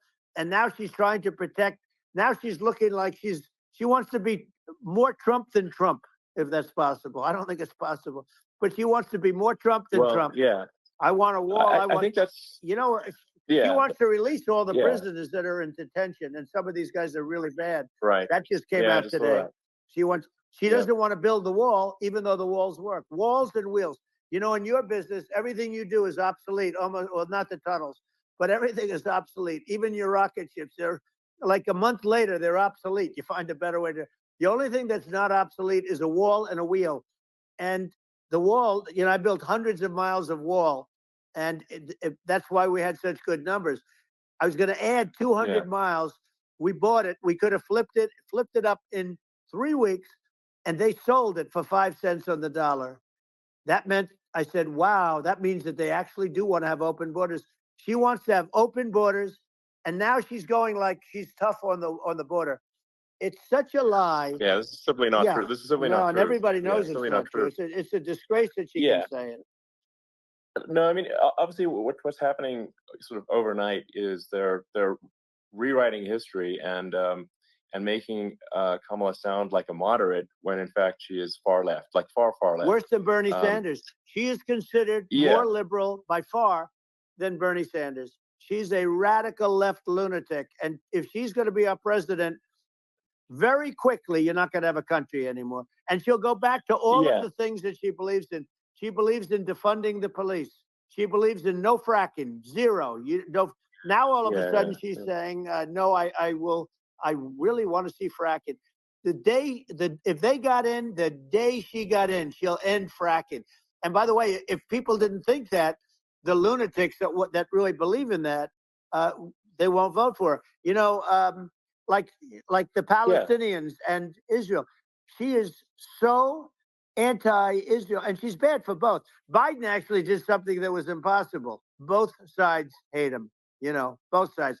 That was a hard thing to do, unification. Yeah, no. I mean, Netanyahu came to give a talk to a joint Senate and House sitting, and I was there, and Kamala stood him up. What does that say? I think it's highly That's disrespectful. And I say, if you're a Jewish person, or if you believe in Israel, if you're a person that, is a very pro-Israel, if you vote for her, it's worse than Biden. And Biden was bad. But if you vote for her, you ought to have your head examined. And you see tonight, I mean, as we're doing this, I'm seeing reports coming that they expect an attack tonight or tomorrow from hundreds and maybe thousands of rockets. Their Iron Dome, as they call it, as we all call it, but their shield that they build, that can be swamped. We'll use the term that's appropriate, swamped. But they swamp it by shooting enough missiles. You know this better than anybody. By shooting enough missiles, they can't defend themselves. They just obliterate the whole place. And that's what some people think they're looking to do. And we have no leadership. There's no respect for the United States of America with these people. And I'm telling you, she'll be worse than him, because she's a believer in being radical left, and he wasn't. I think you're right. I mean, you really, it's important for the public that may be listening to this to look at Kamala's track record, before the last month, and say, is that a track record you agree with? And I think if you're an independent moderate, you definitely would not agree with it, because it is her behavior has been far left, and we're seeing just an overnight propaganda attempt to rewrite history and make it sound like Kamala's moderate when she in fact is not moderate. Well, her running mate signed into legislation, tampons in boys' bathrooms. Okay, now that's all I have to hear. Tampons in boys' bathrooms, and that means she believes in that too. I mean, she picked this guy because he was the closest to her. A lot of people thought she'd pick sort of the opposite, but she picked an anti-Israel radical left person. But she is far worse, they say, than Bernie Sanders. If we have her as a president, if we have a Democrat at this moment as a president, I don't think our country can survive. I think it's a massive. I think we're in massive trouble, frankly, with the Kamala administration, and that's my honest opinion. And I think really it's essential that you win for the good of the country for this election, and I mean that's understating my opinion. Now, you may have seen this, but I got a letter from the EU Commission, saying, to not have disinformation on during this discussion that we're having, and there's a lot of attempts to do censorship and to force censorship even on Americans from other countries, and what do you think about that? Well, I know the European Union very well. They take great advantage of the United States in trade, as you know. We, through a different forum, NATO, we protect them. And yet, if you build a car in the United States, you can't sell it in Europe. You just can't sell it. It's impossible. The same thing with our farmers. Our farmers find it very difficult to do business. We have a deficit with them of $250 billion, which people don't know. It sounds so nice, the European Union, but let me tell you, they're not as tough as China, but they're bad. And I let them know it. And that's probably why they notified you. No, they don't treat our country well. We defend them, with Ukraine. So we're in for 250 billion, and they're in for about 71 billion, and they have the same size. If you add up the European nations that, in terms of an economy, it's about the same size, when you say, as us. And they're in, and they're in much greater risk. They're right there. We have an ocean separating us from, in this case, the enemy would be Russia. It used to be for the Soviet Union, but let's assume they're close enough. And what happens is they're in for 70-something million. I think even less than that, billion. And we're in for about 250 billion, and it could be a lot higher than that. And I say, why aren't you going to equalize? Why aren't they paying what we're paying? And they're in much more, it's much more important for them because of the fact that, they're right near there. I mean, they're all sort of in that location. We're not. But they should, and I did it with NATO. there were only 7 countries that were paid up in NATO out of 28 at the time. And the United States Yeah, was the United States was subsidizing NATO, tremendously subsidizing NATO. And I said, I went in and I said, you got to pay up. If you don't pay up, we're not going to defend you any longer. I took a lot of heat, but you know what happened? Billions and billions of dollars came flowing in.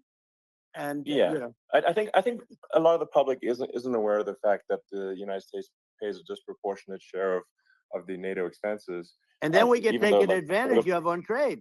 So think about it. Well, I mean, the point of NATO is defending Europe, and it's it's like, then okay, well, why is the United States paying disproportionately more to defend Europe than Europe? That doesn't make sense. That's unfair, and that is an appropriate thing to address. Well, when you talk about cost cutting and savings and everything else, I mean, honestly, look, there's nobody that feels worse about the Ukraine situation than I do, because I know it would have never happened. I know Zelensky. He was very honorable to me, because when they went with the Russia hoax and they said I had a phone call with him, he said it was a perfect phone call. It was a great phone call. He could have grandstanded and, said, oh, he was very threatening. He said, no, it was a very nice phone call. I called him up to congratulate him on his win, and you end up getting impeached because these people are lunatics. I was talking about the difference from the people within and the enemies on the outside. In many cases, the people from within are more dangerous for our country than the Russians and the Chinas. If you have a smart president, you're not going to have a problem with them. You're going to do things. Yeah. Now, they've taken advantage of absolutely. us incredibly, but you're going to do things with the right person. Yeah, well, I think it's obvious that you're a believer and an advocate of free speech, because during your first term as president, you were attacked relentlessly every day, often very unfairly with with false attacks, and you didn't try to shut down the media. You didn't try to inhibit their freedom of speech, and I think that says a lot. Well, the good thing is that you and I have, and some people, very few, we can get the word out. Although sometimes it's hard because they don't want to print it, like we're having a great conversation right now. Kamala wouldn't have this conversation. She can't, because she's not smart. She's not a smart person, by the way. She can't have this conversation. And Biden, we don't even have to talk about it. I mean, he couldn't have this conversation. He would have given up on the first half of a question. He would have walked out. He would have said, where am I? Where am I going? So anyway, but no, he wouldn't have this. That's true. Not a lot of people would have this conversation, but we cover a lot of territory.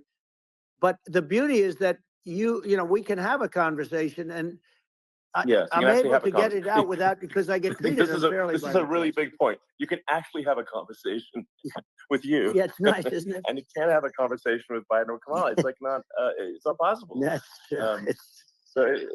this is like talking to an NPC. No. So it's just impossible. Well, but think of it. We need a man or person who's unbelievably sharp in order to stop all the nuclear danger and all the dangers that I'm talking about. And I got along with all these. I got along with Kim Jong-un. We had dinner. We had everything. And he really liked me, and I got along with him really well. By the way, he's the absolute boss over there. A lot of people said, oh, do you think he really? Let me tell you, I saw things that you don't want to know about. He is the boss. But we had a good relationship. And he doesn't like Biden. He considers him a stupid man, he said. He's a stupid man. Well, at least he speaks his mind. But, in this country, you're not sort of allowed to say it, but I guess you are. You should be allowed to say it if it's true. But we need smart people, and we need people that have an ability to lead. And she doesn't have that ability. Can you imagine? Now, Chairman Xi very well. Can you imagine her and him negotiating, or even standing together? It is, the whole concept is ridiculous. She is terrible. She's terrible. But she's getting a free ride. I saw a picture of her on Time Magazine today. She looks like the most beautiful actress ever to live. It was a drawing. And actually, she looked very much like our great First Lady, Melania. She didn't look like Camilla. That's right. But of course, she's a beautiful woman. So we'll leave it at that, right? Yeah, well, maybe it's like, I think part of what people in America want to feel excited and inspired about the future. They want to feel like the future is going to be better than the past, and that America is going to do things that are greater than we've done in the past, reach new heights that make you proud to be an American. and excited about the future. They want the And I American think dream this, back. They want the American dream back. More important than anything else. It's like you don't have that today because the people, they've been just sucked. They see incompetent people running our. You know, the Biden thing is very interesting. People just found him to be incompetent. And when I debated him, I was like, "Is this for real?" It was. yeah, it was just absurd. But I think there are, like, some grand projects that we could do. I mean, I think, like, we could build a base on the moon. We could send American astronauts to Mars. We Right. could build high speed Yep. connections that are more advanced than anything else in the world between our cities, so people have fast transport. Um, it's possible to solve traffic with tunnels. That's right. We already made great progress in Vegas doing that, and and just do things that are exciting and inspiring and make the future feel like it's better than the past. Well, I saw And, what you like, did in Vegas, and I'll tell you, it was amazing. I got to see. I took a big glimpse at it, and it's incredible. It's incredible, and you could do that all over. You could do that all over. It's deep. yeah, You and don't even need much structure. Assuming you're in the right areas. no, it's straightforward. It's amazing. So like, I think we could do some things that, like China's got incredible high speed rail between its cities, but I think it's actually possible, with tunnels, if with deregulation, with an ability to actually, where it's like legal to actually do the tunnels. Then you could have high speed tunnels that are actually better than anything else in the world for high speed transport between cities, and that would be something that Americans can say, "Wow, okay, we've got something that's cooler than anyone else in the Yeah. world." That's the kind of thing that makes you proud to be an And American. much safer than surface trains, where there is a danger there. With crazy Yeah, people, it's much safer, much better. And it's sad because I've seen some of the greatest trains. I find it fascinating, and I've seen the systems and how they work, and the bullet trains they call them, I guess. And yeah, they go unbelievably fast, unbelievably comfortable, with no problems. And we don't have anything like that in this country, not even close. And yeah. it doesn't make sense that we don't. Doesn't make sense. Yeah, and I think also, like, there's, I'm kind of hopping on the excess regulation, but I think something that, like, I think people can generally understand is that what happens with laws and regulations is that there's more and more of them every year, and unless there's a process to clean them up, eventually everything becomes You're right. illegal, and that actually it slows down the development of new technologies. I mean, if you take the sort of, like, I think there's room for some reform at the FDA, Yeah. for Yeah. improving the speed with which we approve drugs that could help save lives and improve people's Yeah. lives. And I worked very hard and on that. that, We got that yeah, down to the lowest number ever, and we got therapeutics approved in the FDA that people can't even believe the speed. But I took them on. I don't think they like me too much, but I got things approved in the FDA at numbers that they wouldn't believe. And it's a very bureaucratic group. Actually, it's a fine group of people in many cases. I got to know a lot of them, but I was pushing them really hard for Regeneron, for so many different things that were really pretty amazing. But the FDA takes too long. It's 12 years to get a product approved. I got it down to 4, and I yeah, got some things done very quickly. But it's really something that is going to have to be worked on because it takes too long. Just takes too long. yeah. It just takes too long, and you end up in the same with the approval, but it's just it takes years instead of something that I think could potentially take Yeah. months, and that improves people's lives. I Yeah. think, I just wanted to hop on this point that, like, there has to be an active process for reducing rules and regulations, because otherwise they just keep building up every year, Yep. and you get, like, hardening of the arteries, and eventually everything's illegal, or takes forever, and then we just ossify as a society. Uh, we can't make any progress, and it's a really big Well, deal. Elon, just So, getting back to the FDA for 1 second, I got something done called Right to Try. This is where you can go in, and if you're terminally ill, you can use a space age, medicine or whatever it may be. We have the best doctors, the best labs in the world. We really do. And but people would go to other countries because you couldn't use the product, even if they thought it worked, because it's going through the FDA. I got it approved where you can, you basically, you look, nobody wanted, the doctors didn't want it because of the liability. The country didn't want it, our country, because they didn't want to get sued. These are people terminally ill. The insurance companies didn't want it, and the pharmaceutical companies, nobody wanted it. I got everybody into a room, and we came up with an agreement that you won't get sued. And also, they didn't want it on their record. If somebody's terminally ill and they die after taking a drug, they didn't want that on their record. So we set a separate list. If somebody was, so it wouldn't count as a negative. Yeah. Okay. And as you know, we got it done. We have saved right to try. They've been trying to get this done for 58 years. And it sounds simple, but it wasn't, because, you know, I mean, you know, the insurance companies, nobody wanted it, but we got it done. Sure. Somebody signs, you sign a document that you're not going to sue the insurance companies, the country, you're not going to sue anybody. And we got it done. And we're saving tens of thousands of lives. Right to try. Hopefully you never need it. But if you do, you don't have to travel to Asia. You know, people, if they had money, they go to Asia, they go to Europe. If they don't have money, they go home and die. That's what happened. They'd go home and die. Yeah. Well, I mean, and actually, to give Europe some props here, it's like if a drug is approved in Europe, which has a crazy amount of regulations, it should obviously be approved in the U.S. Yeah. I mean, they get more regulations than we do. So why would a drug be approved in Europe and not in the U.S.? That's crazy. Well, we did it. We did something that really, they've been trying to do it for 50 years, and they just couldn't get it done, and I got it done. And it's really something. But you're right. Some people go to Europe because a drug isn't approved here, but it's approved in Europe, and it's a drug that, generally speaking, would work. It's pretty crazy. Absolutely, you're right. And I think so, as long as people are properly informed of the pros and cons, and like these are the risks, these are, you know, this is the risk, and like you make your own decision. That makes sense. Well, I think just, you know, in sort of closing up, and by the way, I'm looking at the numbers. You got a lot of people listening. I hope you don't get nervous, because you got a lot of people listening to you right now, like 60 million or something. What is that number? It's crazy. It's amazing how you can see that right away. How many? What is the number? Wow. What is it?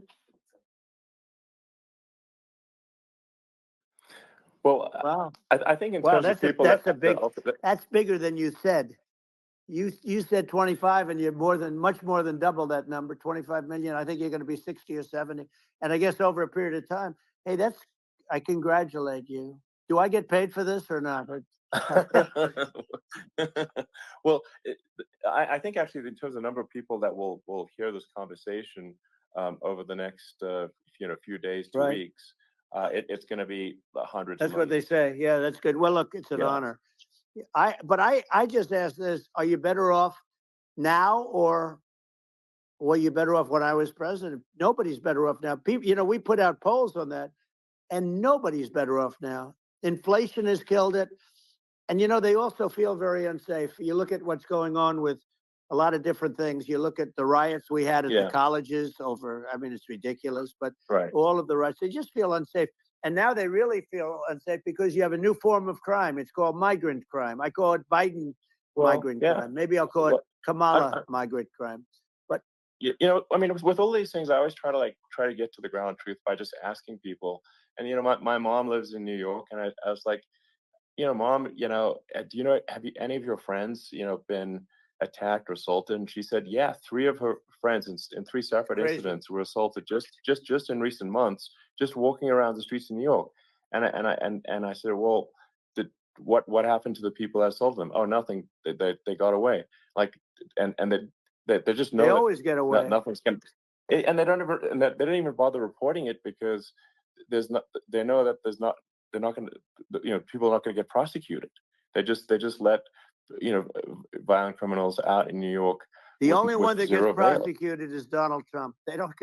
They prosecute Trump. Yeah, I mean, it's just obviously messed up. Oh, it's terrible. If violent criminals are being getting off scot-free, and meanwhile the you know, New York spending massive resources prosecuting you, and it's like, what's this, you know? And I think the sort of sensible public looks at this and says, what the heck's going on here? This is obviously abuse of the legal system. You know, the legal system is supposed to be protecting the public from violent criminals, And it should be obviously allowing the public to make their own decision about who should be president, as opposed to, some, legal case. Once they start this precedent, because this can go on with the next one. I mean, this is a very bad precedent what they're doing in terms of going after their political opponent, and that's all it is. It's going after their political opponent, Yeah. and then you get a judge who's a strong Democrat, and I'm being nice when I say that. In many cases, crooked as hell. But you get a judge, and you go into an area where a Republican gets 3 or 4% of the vote, and you'll have a jury pool Yeah. with people that hate Republicans or hate. It could Sure. also be the other way, though, Of course. because it could start the other way in areas where they hate Democrats, Exactly. and you get into a Yep. Pandora's box. It's a very dangerous thing for this country, and a very dangerous thing even for the state. New York City is Yep. losing. New York Absolutely. City and state lose a lot of business over what they did to me, because these people say, we don't want that to happen to us. That's no justice system.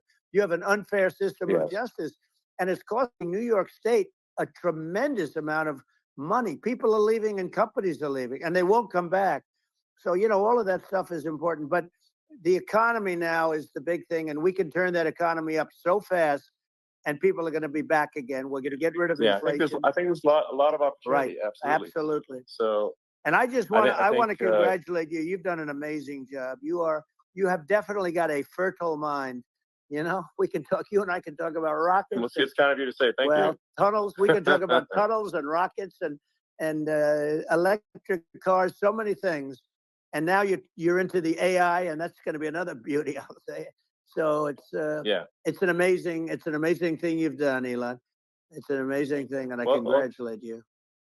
I mean, thank you. And well, I mean, I just to say here, here's to an exciting, inspiring future that people can look forward to and be optimistic and excited about what happens next. And that's the kind of future that I think you will bring as president, and that's why I endorse you. Well, I appreciate that. That endorsement meant a lot to me. Not all endorsements mean that much, to be honest. Your endorsement meant a lot. And, we have a phrase, make America great again. It's pretty simple, but it really says that we want to make America great again. And we can do it. We can do it now. But if we were going to suffer another 4 years like we've suffered for the last 4 years, I'm not sure the country can ever come back. That's how bad it is. It's so bad. We have to do a lot I of think that's a things. very real Yeah, risk. it's a big risk. That's a very real risk. Yeah. And it's I'd just like to note to people listening, like I've not been very political before, and if you look at my record, I've actually been. I'm not like some they try to paint me as like a far right guy, which is absurd because I'm like making electric vehicles and solar and batteries, helping with the environment, and I actually I supported Obama. I stood in line for 6 hours to shake Obama's hand when he was running for president, and so it's not like I'm like some sort of dyed in the wool long-term Republican. I call myself historically a moderate Democrat, but now I feel like we're really at a critical juncture for the country, and I think a lot of people thought the Biden administration would be a moderate administration, but it's not, and obviously we're just going to see an even further left administration with Kamala. That's my honest opinion. I mean, her dad is literally. I mean, she was brought up as an actual. Her dad is a Marxist economist. You can Google it. I mean, it's not we're not making this up. That's how she was brought up. So, and we want to have a future that is prosperous. And I think we're just at this critical juncture. And I think this is a case of the America is kind of at a fork in the road, and True. And I think it will take the path to, like you are the path to prosperity, and I think Kamala is the opposite. Then that's my honest opinion. I'm gonna get attacked like crazy, and I've also experienced quite a bit of lawfare myself, but I'm just trying to tell people my honest opinion, and I haven't been really active in politics before. And I'm just trying to point out that my track record historically has been moderate, if not moderate, slightly left. And so this is to people out there who are in the moderate camp to say, I think you should support Donald Trump for president. And I think it's actually a very important junction in the road, and we're in deep trouble if it goes the other way. Well, I want to thank you. And I actually always did think of you as somewhat left. I must say that. So it's it's Yeah. even more of an Well, honor to yeah. have your endorsement. I know how strong you feel about it. But when you think of her, San Francisco, 15 years ago, I had a great friend, Bob Tish. He said it's the greatest city in America, and now it's not. It's almost not livable there. And California likewise. And she was involved in the destruction of San Francisco and the destruction of California. And she will be involved in the destruction of our country if people are so unwise as to elect her. And I hope that doesn't happen. And I hope the elections are going to be run honestly. And we're going to turn this country around. We're going to do things and we can do it fairly quickly. And we have to get rid of the criminals that have been, given to us by other countries as they laugh. They laugh at us. They think we're stupid to accept these people. These are radical, stone cold killers in many cases and terrorists. And they're in our country by the hundreds of thousands. Yeah. And we have to take them out. Yeah. I mean, if I could summarize it, perhaps, I think these are issues that I think most people in America would agree with, which is that we want safe and clean cities, we want secure borders, we want sensible government spending, we want to restore both the perception and reality of respect in the judicial system. Just stop the lawfare, and I think that's like. And how are those even right-wing positions? I think those are that's just common sense, and that's. I mean, would you agree with that? 100%. I don't understand. The whole, they call it progressive. They don't like the word liberal anymore, but call it liberal or progressive. I don't understand how somebody could say that it's okay for them to empty prisons into our country. And again, I told you their crime rates all over the world are going way down, which makes sense. In fact, the next time what we'll do is, if something happens with this election, which would be a horror show, we'll meet the next time in Venezuela, because it'll be a far safer place to meet than our country. Okay, so you and I will go and we'll have a meeting and dinner in Venezuela, because that's what's happening. Their crime rates coming down and our crime rates going through the roof. And it's so simple. And you haven't seen anything yet, because these people have come into our country and they're just getting acclimated. And they don't know about being politically correct law enforcement or lack of law enforcement. And our police, I have to just end with this. We have great police. We have great law enforcement, but they're not allowed to do their job. They have to be able to do their job without being destroyed. Well, absolutely, and it's obviously demoralizing if you're a police officer risking your life to arrest violent criminals who could kill you and do kill you sometimes, and then you arrest the violent criminal, and then the DA doesn't prosecute and that's let the guy out. Well, then, like, why should a police officer risk their life to arrest a violent felon? Well, even worse, Elon, if nothing's going to happen. Even worse, they prosecute the police officer. They go after it and they prosecute the police officer, and they take away his pension. They take away his job. He loses his family. He loses his house. Well, I thought it was very telling, like incredibly telling, that when there was that case where sort of a gang of thugs beat up police officers. I think it was in Times Square in New York, and then nothing happened to those guys. They were let out, zero bail, and I think a bunch of them were given free tickets to California. Well, what is? I mean, that is a gross indignity against the United States, and that's how. I mean, this is insane. Like, have we lost all pride? How can such a thing be allowed to occur? I've never seen anything. We see where they get shot. It's a very dangerous profession, but it's something they're very proud of, and they want to be able to do their job. But I've seen them get shot. I've seen a lot of things, but I've never seen where these guys are standing in the middle of a big street, everybody watching them, and they're literally boxing, like punching, stand-up fighting a police officer. There were two of them, and you had about six of these guys, and they're punching the hell out of them. And in their own country, they would be dead if they did that. They'd be shot. They would be shot instantly.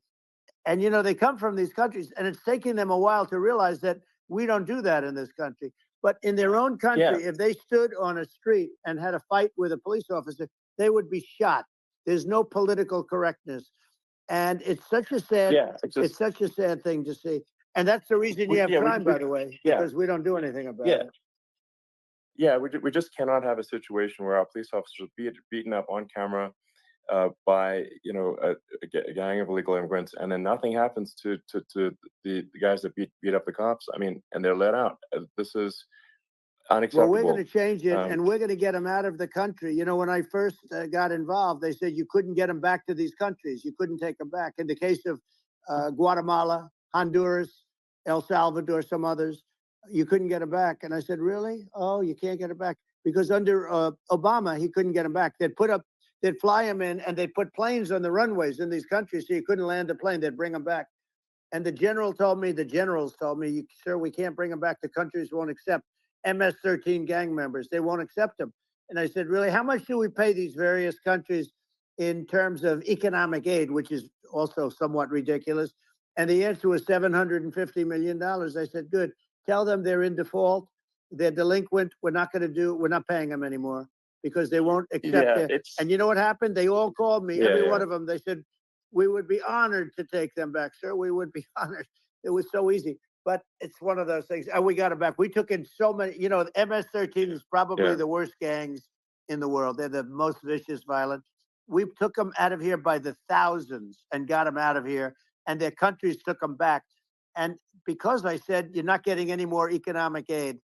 And once I said that, they were nice. They wouldn't take them back for Obama. They wouldn't take them back for anybody. And now we have a problem because we have this guy, and they don't take him back anymore with Biden because they don't respect him. Yeah. It's just gotta be done. We just can't have whether they're citizens or not citizens. We can't have, because they won't prosecute citizens either, not just illegals. So if you can't have violent, repeat violent offenders that are not that don't get incarcerated. That's right. Because they will obviously, by definition, continue to hurt people. And I think where part of this comes from is that there's and I do sort of consider myself liberal in some ways. I mean, it's just that you want to have empathy for people. Obviously, you want to have empathy for people. I totally agree with that. You want to have empathy, but you also have to have empathy for the victims of the criminals. And if you just have empathy for the criminals, it's actually shallow empathy. It's not real. You're not thinking. You have one layer deep empathy. You got to say, like, what if you don't incarcerate this person? Who are they going to hurt? Who are they might kill someone. They might rape someone. If you don't incarcerate them, you have to have empathy for the victims. And there's a lack of empathy for the victims of the criminals, and too much empathy for the criminals. It doesn't make sense. That's why you want to have deep empathy for society as a whole, not shallow empathy for criminals. Right. And we have to give our police officers the dignity and the respect that they deserve. And we have to let them do their job. They can do a great job, but we have to let them do their job. And if we don't do that, it's going to all disappear. There's never been a society like this where you're allowed to do anything you want and nothing happens. And I'm talking about violent crime. And it's going to get more violent because these are really, really violent people. And we're going to get them out of our country, and we're going to get them back to because they were sent here by the presidents and by the various people that run those countries. And I know every one of those guys. And they're smart people, and they're streetwise people. And they really think that the USA is stupid. They think we're run by stupid people, and they happen to be right. But when I was there, we had no problem. We got them out. We took out thousands of MS-13 gang members. We brought them back. And now, again, it's the same old story. We don't do it. And they actually gave them a big increase in aid. They raised it up to billions of dollars, and they get nothing for it. So, I hope everybody's going to vote for Trump, and we're going to get this country straight. Yeah. And I didn't need this. I'm like you. I didn't need this. I had a very nice life. I didn't need to go through court systems and go through all the other stuff and run at the same time. I have to run. I have to go through fake trials with, in some cases, corrupt judges, totally corrupt judges. I didn't need it. I had a nice life. I have great locations. I have beautiful oceans that I have places. But I felt it was important. And if I had to do it over again, you probably think I'm crazy for doing it, actually. But if I had to do it over again, I would have done it over again, because this is so much more important than me or my life. This is we're going to save this country. This country is going down. And these people are bad people that we're running against, and they're liars. They make statements. They do things that are so bad. They say they're going to make a strong border. They say they've been great on the border, and they've been the worst in history. They say they're going to stop crime. Like, the facts speak for themselves. It's so incredible. Speak for themselves. Like it's got to the point where people just don't even bother reporting crime in a lot of cities because they know nothing is going to happen. That's what I hear anecdotally from people all the time. So it's just my values. I'm just saying to people out there, like the things I think are important for the future is like we've got to have safe cities, we've got to have secure borders, we've got to have sensible spending, and we've got to have deregulation, and so we can have a prosperous future. And then we want to have some exciting, sort of moonshot projects that people can get fired up about. And that's the future I'm looking for. And I'm pro environment, but I'm not against. I'm not like I don't think we should vilify the oil and gas industry because they're keeping civilization going right now. And but I do think we want to move a reasonable speed towards a sustainable energy economy. Those are my values, and I think and so I mean that's why I'm supporting you for president. Well, I appreciate it. We're going to give incentive to companies to come into our country, not to leave our country. We're going to be giving tremendous incentives. We want companies to build here, not to build in other locations. And we want to create jobs. And again, it's about the American dream. You don't hear about the American dream anymore, Elon. You don't hear. You're the American dream in the truest sense, but you don't hear about the American dream anymore. And you're going to hear about it. People, they need that incentive to go out and do it. And they're going to love their lives. I mean, they're going to look forward to getting up in the morning and going to a job that they love, not a job that they can't stand, or not any job at all where they have no money, where they literally have no money. And then they end up with violence and lots of other problems. No, we're going to do some great things. And I learned a lot in the first. We had a great economy and all of that. We rebuilt the military. We did so much. But I also learned the best people. I learned the good people, the smart people, the dumb people, the people that can do things. The people, you learn. When I first came in, I tell people I was in Washington, D.C. only 17 times, according to the fake news media. I was in 17 times. I never stayed over. And you don't know people. You rely on other people to give you names, and then you realize the people you relied on weren't so good. Now, we had great people, but we also had some where I wouldn't have used them had I known. Now I know everybody.